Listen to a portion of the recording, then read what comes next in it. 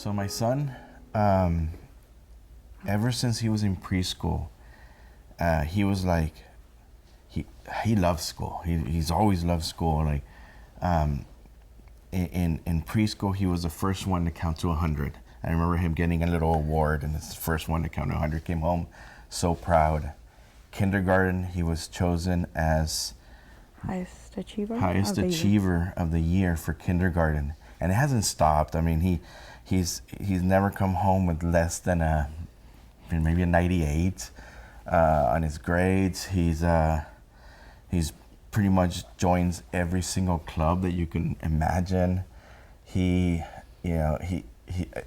joined the spelling bees, and he would get math bees, spelling bees, and he would get really good grades. I mean, he would get awards for those. In the science projects, like, it wasn't one of those kids that he would just, okay, here's your science project, there you go. It was like, how can we make this better? How can I place? He placed third in his grade for science, for this science project, 2 different science projects in 2 different grades.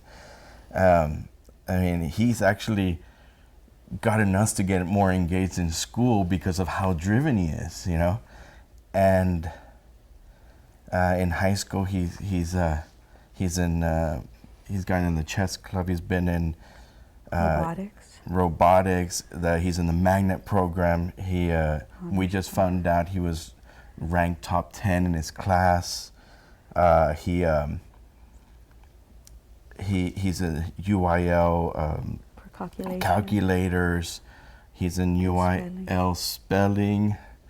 Man, there's so many things, like stuff that we can't even imagine. He's a really good kid. He volunteers at church. We've gone to retreats where they've painted houses, done gardening for kids or whatever. And then all of a sudden, I'm at work. It's 9 a.m. and I get a phone call. And it's the assistant principal saying, your kid has been caught with some THC gummies. And your whole world just stops, you know. And I told my coworker, I have an emergency, I need to leave. And so now he's left doing all the work, and I take off to school. And I call my wife, and she's scrambling to see what to do with our daughter so that she can come to this meeting. And man, you don't even know what to think, you know. And we walk in this room, and they tell us that he's being charged with 2 felony accounts. 1 for possessing, and 2 because he had the intention to distribute, to give to his friends or sell, who knows. And my kid is sitting there, and he looks like there's nothing going on, like it's fine, you know. And I tell him, like, why are you smiling? Like, they're charging you with 2 felonies. This is huge. This is a big deal. Like, you know, you could be arrested. You could go to jail. Like, and I think that's where it kind of dawned on him, like, oh man, I messed up. Like, I really messed up. He looked down. He couldn't look at us anymore, you know. But I kind of, he knew he sort of messed up when he sent us a text message, and it said, yes, Mom, Dad, I love you, in a group message. And I was like, he had just gone to a church youth group the night before, and I was thinking, oh, this is related to church. He's telling us he loves us. But then I got the phone call, you know. I think that message came in like right when they approached him about the tip that came in.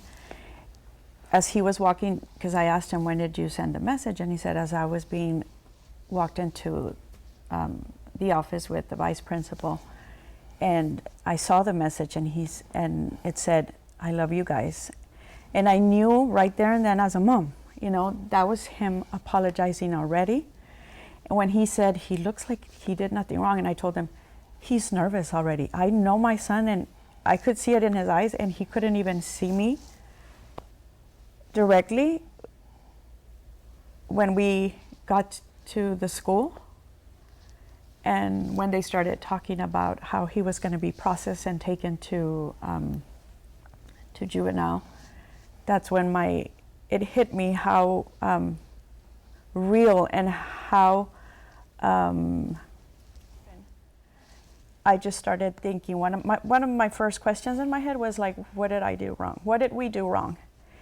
And I mean, it wasn't until I got home days later that I realized that,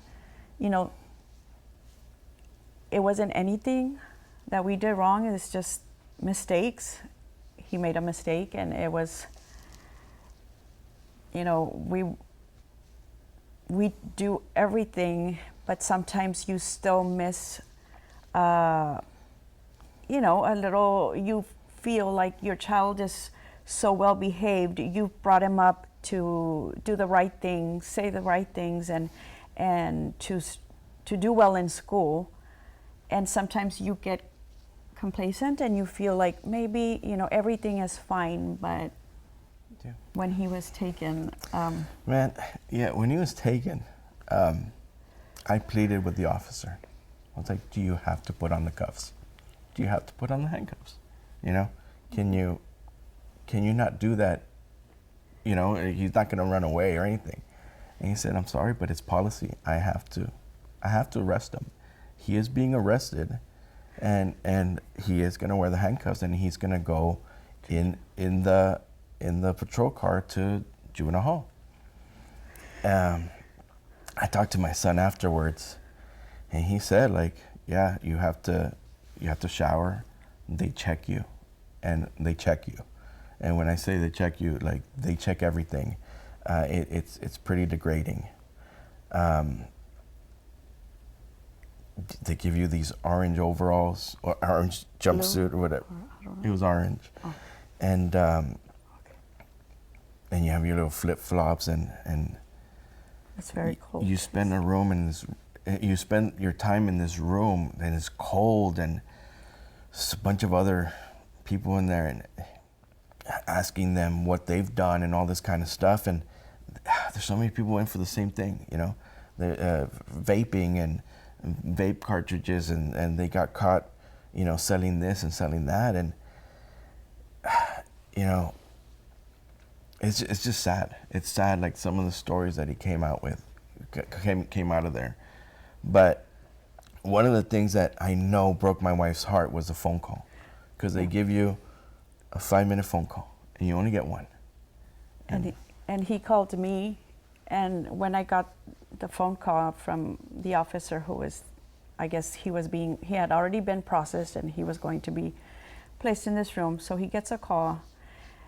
They call me, and it's an officer, and he says, we're calling from, the juvenile, and we just processed your son, and we're going to give him 5 minutes to talk. And I remember the first thing I said to this officer, like, he doesn't belong there.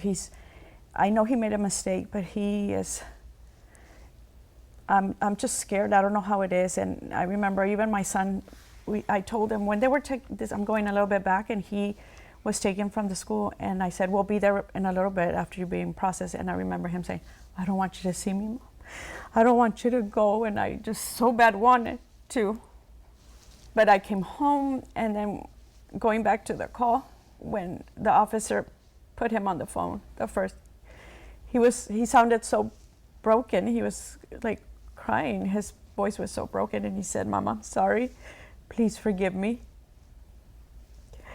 And I said, I already forgave you, son. I love you. I love you very much. That doesn't change, the love we have for you. We are going to do, whatever it takes. Stay calm. Pray. We're praying for you. And then he said, can I talk to my sister? My daughter was there. And he said, does she know? And I said, no, she does not know what's going on. And he even said, I don't know if I'm going to stay here. So I just want to say something to her. I just want to tell her I love her. And then I said, don't worry, I'm going to tell her that you have a UIL. he's been having UILs almost every weekend. And so I said, don't worry. When I had the phone on the speaker and I put it close to my daughter, and he just said, I love you. I love you very much, and I'll see you soon. And that just, I got the phone back and he said it again. Mom, I'm so sorry, please forgive me. And that was the hardest thing up to now that we've been through. As a dad, you want to fix things, she's the nurturer, I'm the fixer, right? And she called me right afterwards, crying, and I haven't heard her cry like that in a long time. And they said he was going to spend all weekend there, and you start panicking. And I called a friend of mine who's a lawyer, and I asked him if he's ever done a case like this so he could help him. I didn't want my boy staying all weekend. You do whatever you can. I mean, we don't come from money, and it costs a lot to be represented, but we do what we can. And we got him out, and he got home, and my son, he's not a hugger. He doesn't really show emotion, but he showed so much emotion on that phone. And as soon as he got home, he was hugging my wife and my daughter, and he wouldn't let him go. It's you can tell there was something. I mean, he was broken, and he didn't know how to apologize. He just couldn't find the words. He couldn't find the actions.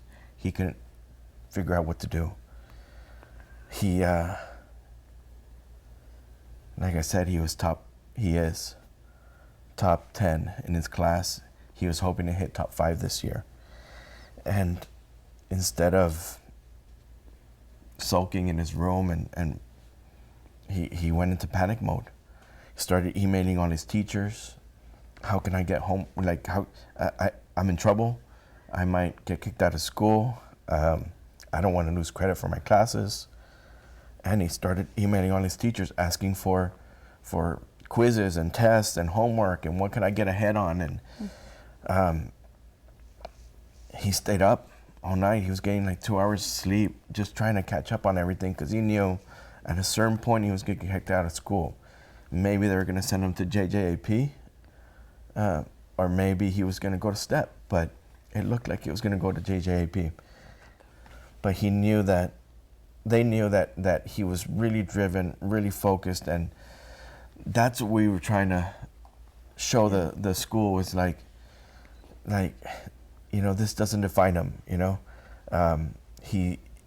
he's more than this event,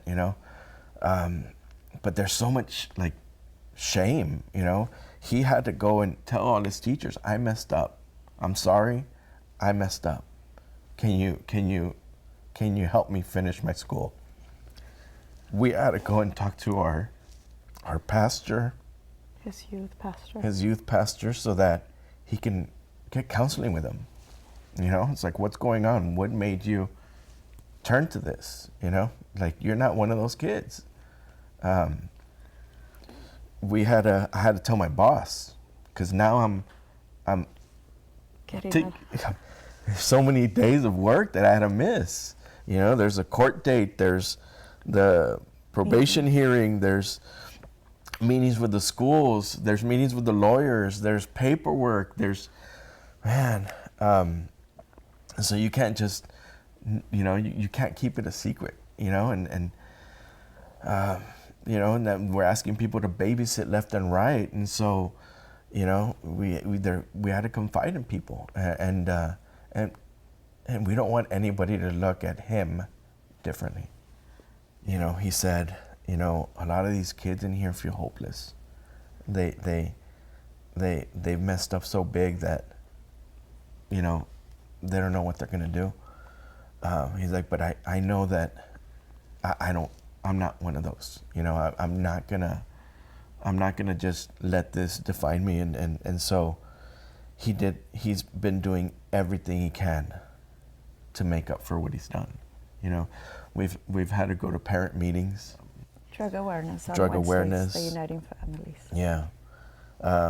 There's a program where you go on Saturdays and you do activities. It's like trust activities with the parent and child. And we were watching the video on it, and he got really excited about it. He wants to do it.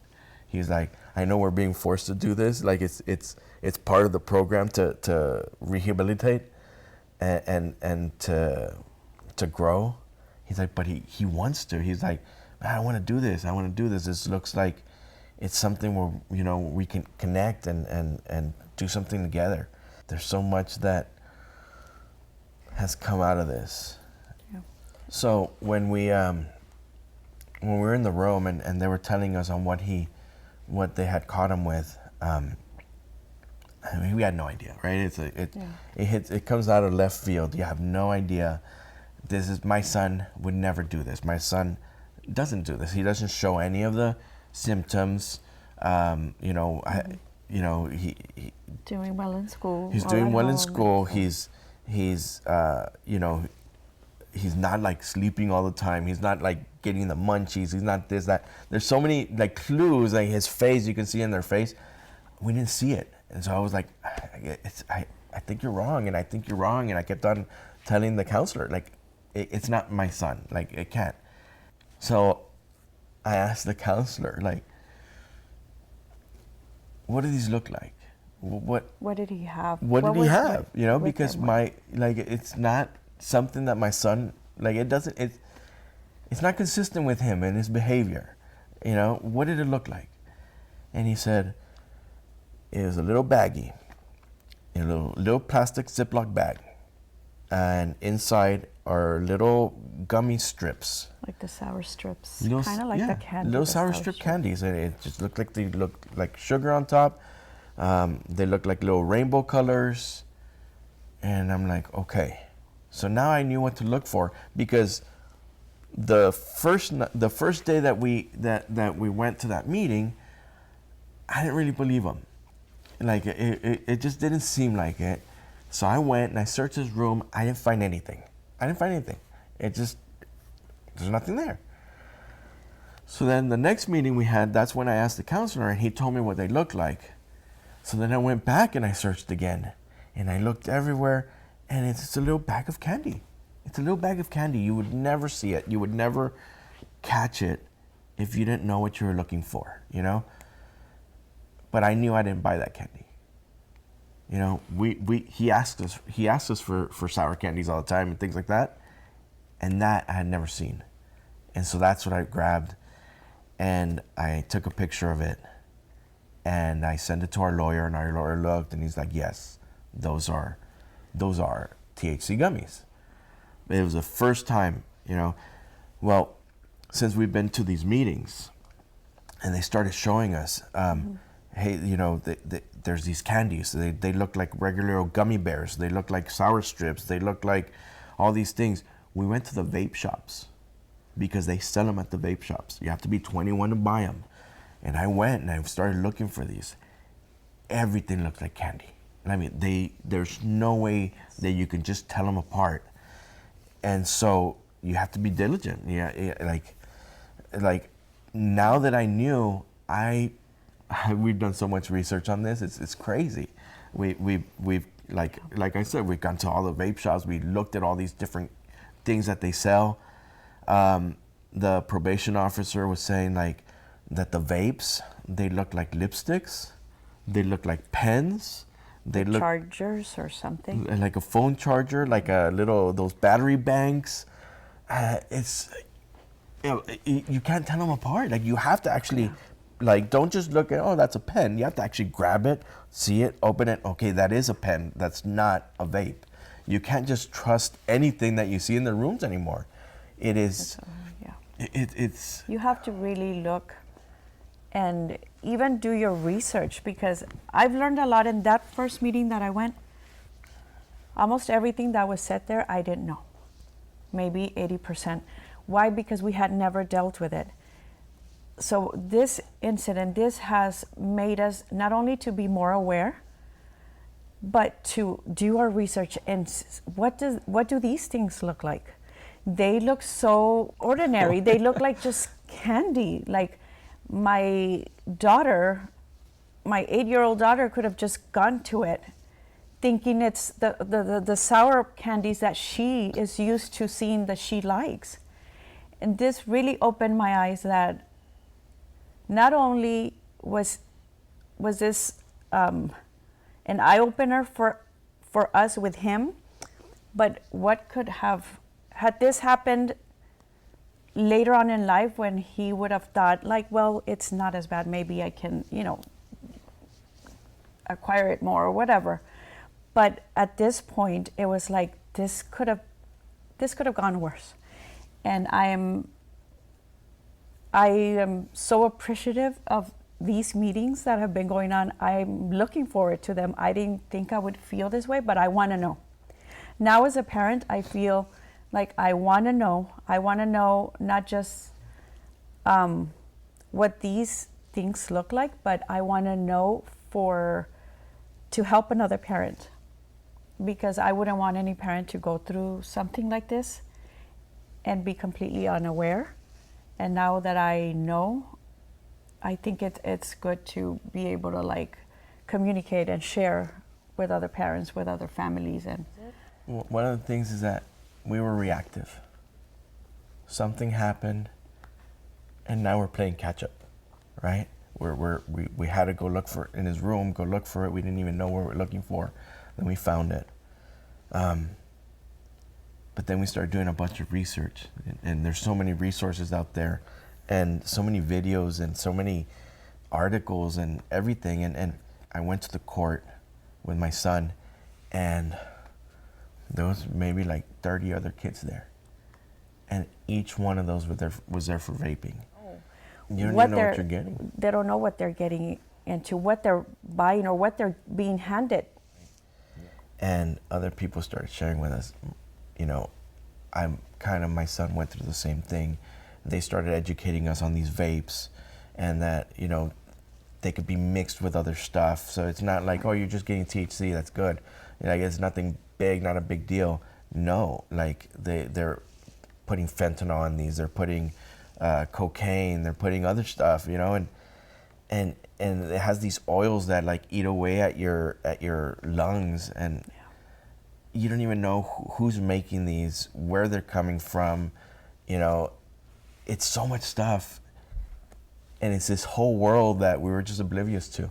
It wasn't important to us because it wasn't part of our world, and like I said, we were reactive, instead of being proactive. We're supposed to guide our kids and help them, get the best future possible, and protect them, from doing harm to themselves. You can let them do a little bit of bad things, but protecting them from the big things, well, there's the big thing.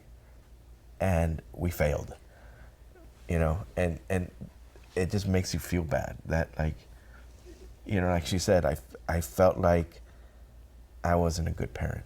Like, I failed my child.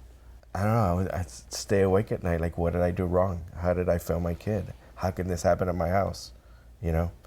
I thought we were better than this. I thought, we go to church, he has good grades, he has this, he has that. It's not gonna happen, but it did. So my kid is super driven. He saw that he was ranked really high in his class. And so he's like, if I'm top 10, I think I could hit top 5. And so he picked every single class that he could take that was weighted, that would give him higher grades, that would give him college credits. Because one of the other things that we spoke about was college. And he asked how much money we had saved up for college. And I told him, we'll worry about college when it comes. I'm already saving for you, but we'll figure it out. We'll look to see how we can get some scholarships and this and that. And so he starts laying that on top of himself. I have to get good grades. I have to hit top 5. This will get me a full ride to here, a full ride to there. And so all of a sudden I see him staying up all night trying to get homework done. Even like on family gatherings and stuff, he's with us and he'll be carrying his Chromebook doing work and stuff. And I remember when I saw his schedule this year and I saw all the way to classes and I'm like, son, are you sure? I mean, you're going to be okay. It looks like these are classes that are going to put a lot of stress on you. And he's like, I can do it, Mom. I can do it now. And in my mind, yes, I know you can, but what is it, I didn't know how he wouldn't show like when he was stressed, even if we would only see, okay, staying up late and studying too much. But we didn't know that inside maybe, it was building up.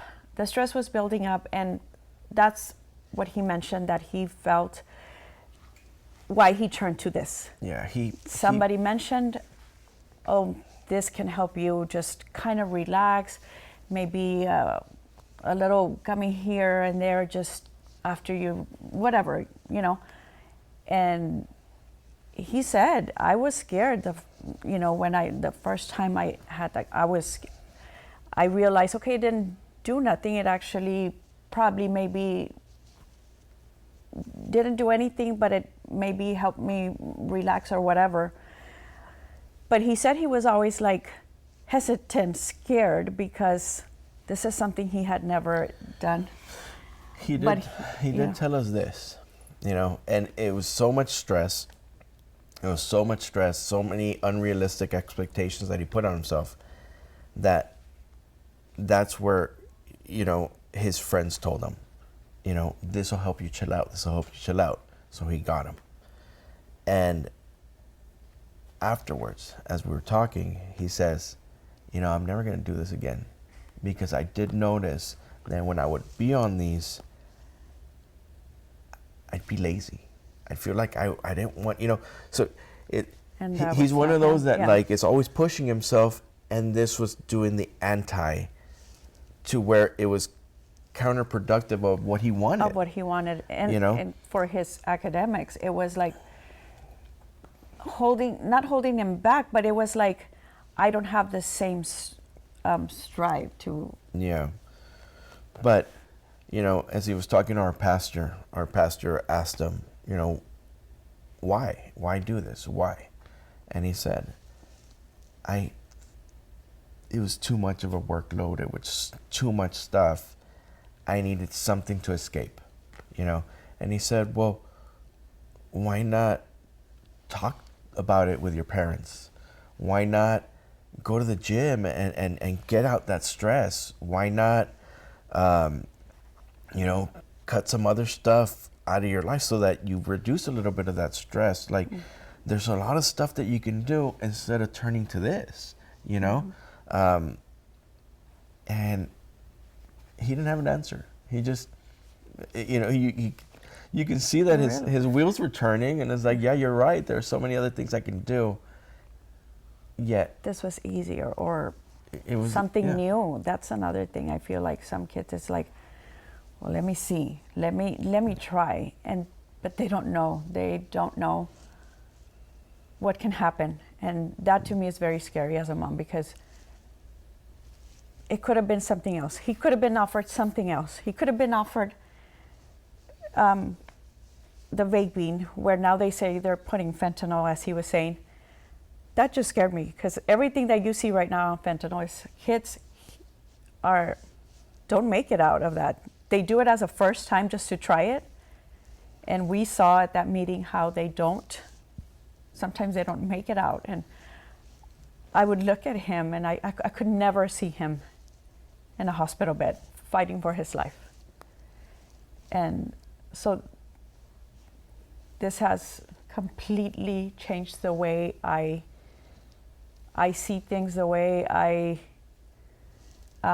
look at this, even as being something that sometimes as a parent you overlook things because you see just what he's, all the good things, but we also still have to be a little bit more, go in there a little bit more and look And it's something that I think we missed a little because we were seeing all the good things he was doing, that we missed to be a little bit more vigilant, going into his room a little more, going through his backpack and or his stuff, his clothes and everything, to see, okay, even his phone, although we do have a cell phone app where we are aware of what's going on, but not only have it, but check, to check.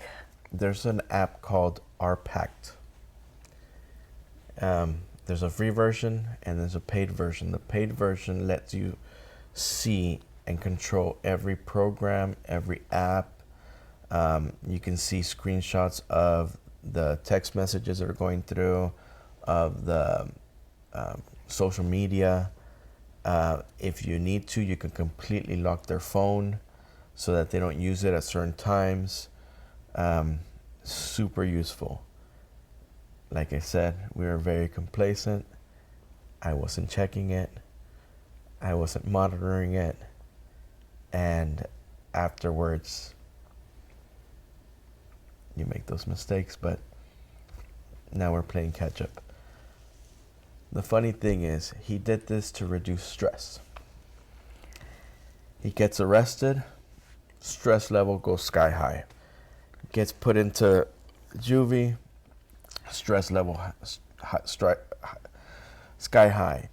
Comes home, has to scramble to try to save all his classes, and losing sleep and stress level sky high. And I'm constantly going in there now like, hey, you okay? Like, you know, how can I help you with this? How can I help you with that? If the purpose was to get rid of stress, he created so much more stress for him, for us, for his teachers, for the administrators. I mean, there's so many moving parts just to try to keep him safe. Yeah. And on Instagram, that's where they would send the messages back and forth. And he said that he talked to that guy. He didn't get the stuff at school. He met with him somewhere close to the house, and that's where he bought it, and he took it back. It was all through Instagram. That's where the little messages were going back and forth. So you have to check your kids' texts and messages and all that. That's where, you know, that's where they talk back and forth, you know. That was one. When we're in the court, Mom, what can we do? How can we help you? You have your parole officer. They can help you here. They can go and search your house. If you don't know what you're looking for, we can go and search it for you. You know, they know what they're looking for.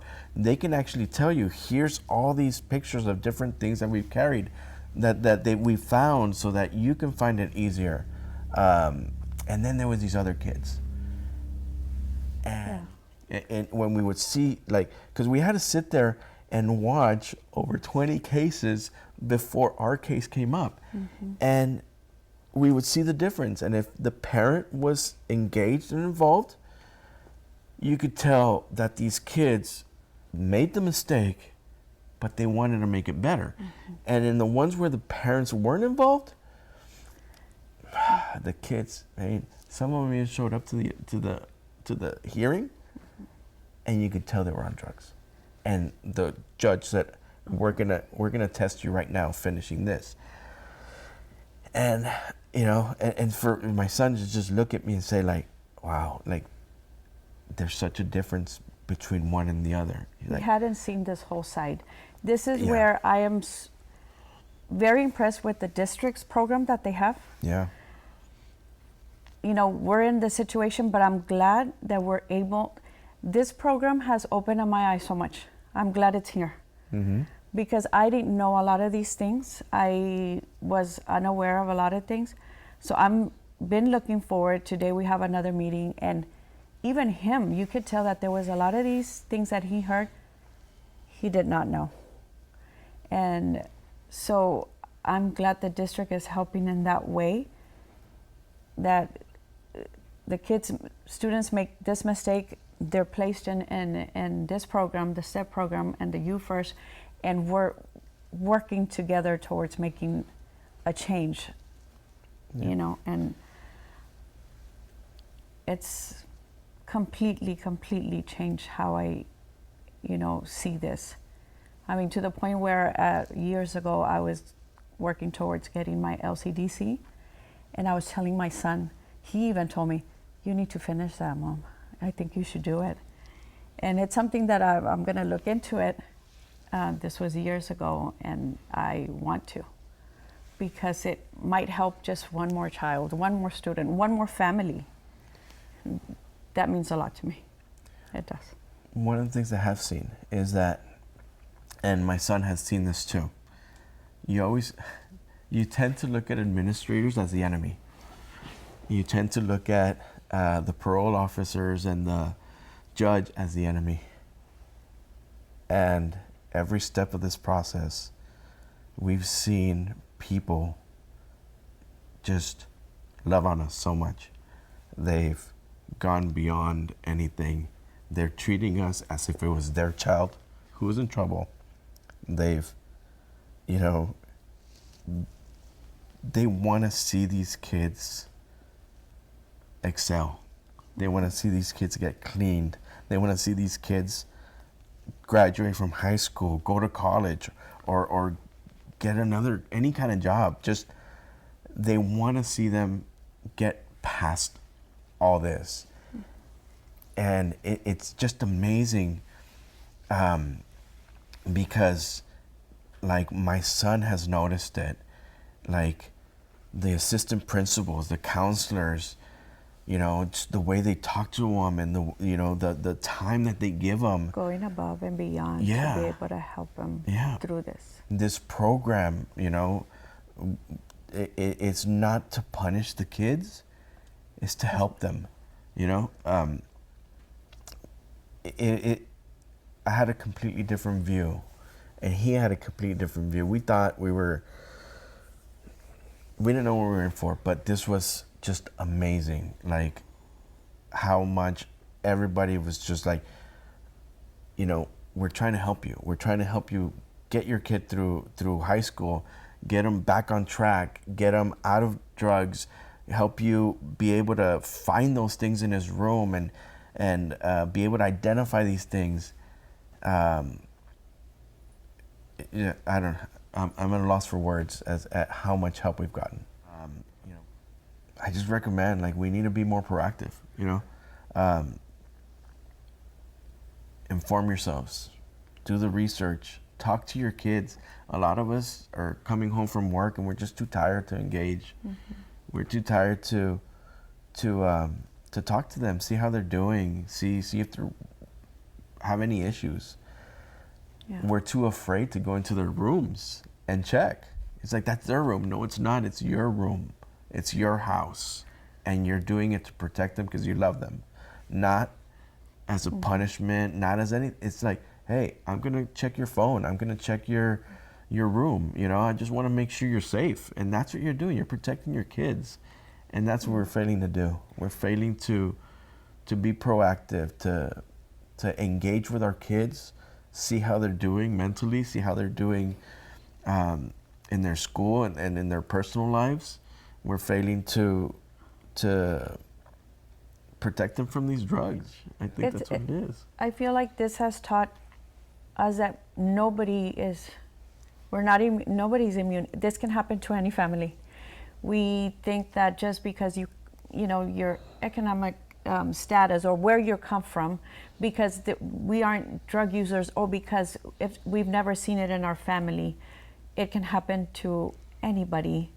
And I want parents to know that it can happen to you regardless where you come from, and that we need to be aware, we need to be vigilant, and we need to protect our kids and do better for them. I feel like this has been a good lesson for us, and it can be a good lesson for other families as well.